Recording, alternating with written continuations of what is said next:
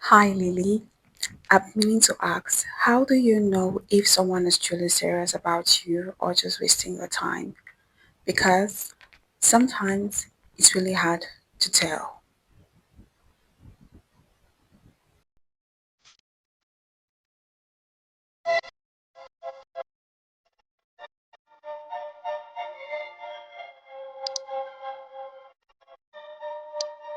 So this question here is where many of us get it so confusing and are stuck with. So you just sit with me and let's dive into this topic together. Because dating today can be very confusing. Everyone has their opinion. You go on social media, you read articles, everyone have their take on what they want to do and how they want to, live up this thing called dating for. So it's left for you now to make your stance and make your own rules and how you want to revolve around it. So today I'm going to be talking about dating, clarity, the intentions, and the things that most people ignore. Dating today can be very confusing because people are not always clear. They just come and just say things they just want to say, and you can be left confused and not knowing where you stand because you didn't actually make it all clear at first. And the truth is that a lot of us ignore so many signs and truths at the beginning. We hope for them to change, to become better, to become a better version for us. We don't just see it as a need to address it at the very beginning or at the very start at which we start to notice those things don't sit well with us. We hope they can get better with time. We hope they can, something, a miracle can happen, something under what circumstances can change or amendments can actually happen for us to become a better version of who we are. But how long does that really take? Now, clarity.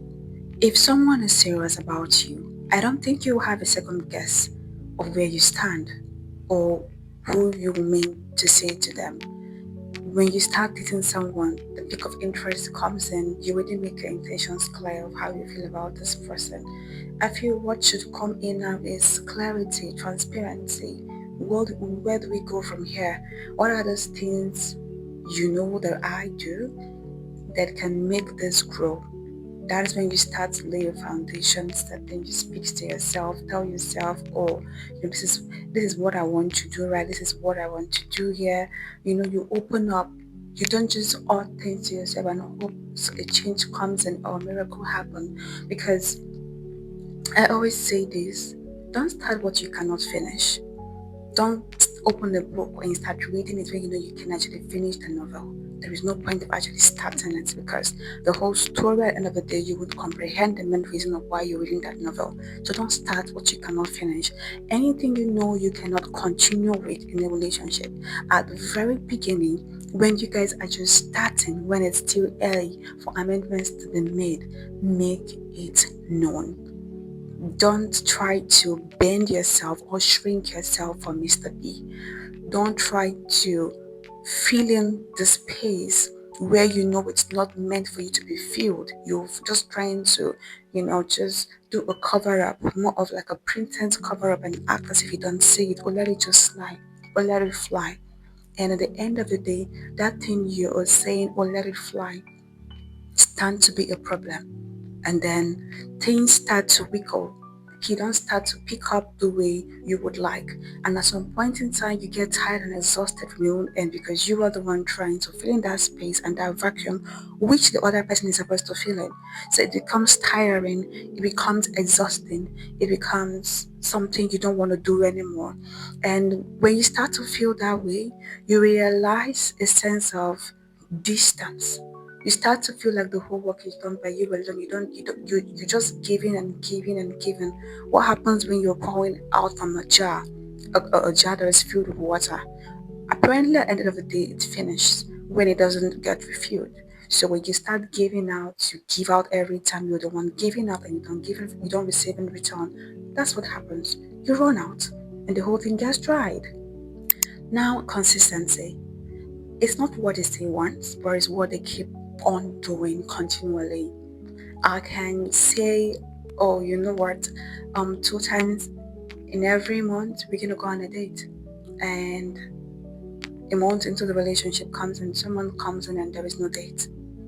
it seems like there is no consistency. And even if you may say, oh, let's put this as a date where we go out every month, and it happens that we go out for just 1 month, and the next month you don't take that person out anymore. You didn't communicate and make a plan. Oh, I feel consistency is what makes the whole thing becomes amazing. When I call you, I believe you can call me back. When I say I love you, I believe you can say I love you too. When I text you, I believe you should also know how to reply back. Consistency starts with the same energy. It may be difficult, but that's when the work comes in. You give, she gives, he gives, you give, like that. That's how it flows. Don't just start something and later on you stop. You make the second person start the second guess, like, is this person serious with me? Does he really mean business?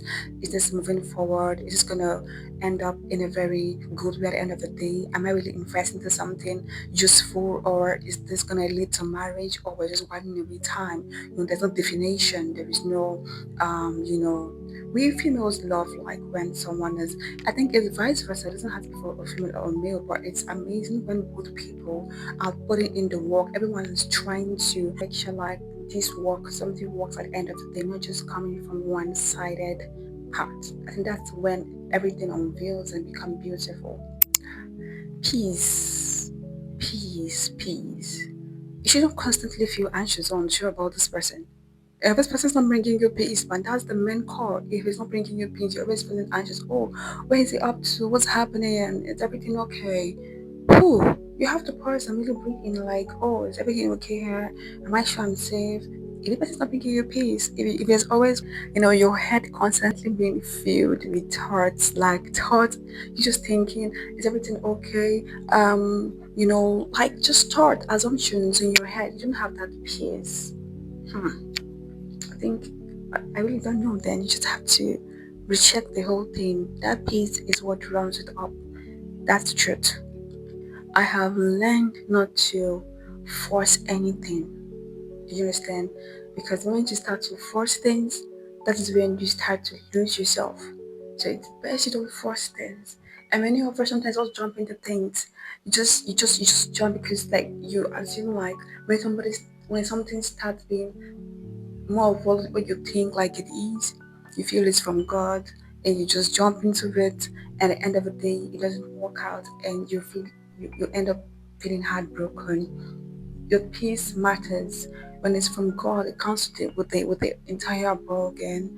I don't want to make this a little bit personal, but I need to just dive in a little, because when I started in my husband, literally, it was not it was okay, it was nice, but at some point I felt like I was doing more, like I was a more love, and every relationship is always that way.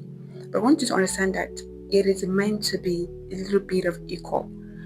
If you are the most energetic person that shows affection more in the relationship, maybe you're at 80 and maybe he's at 90, I think that's okay, you can work with that.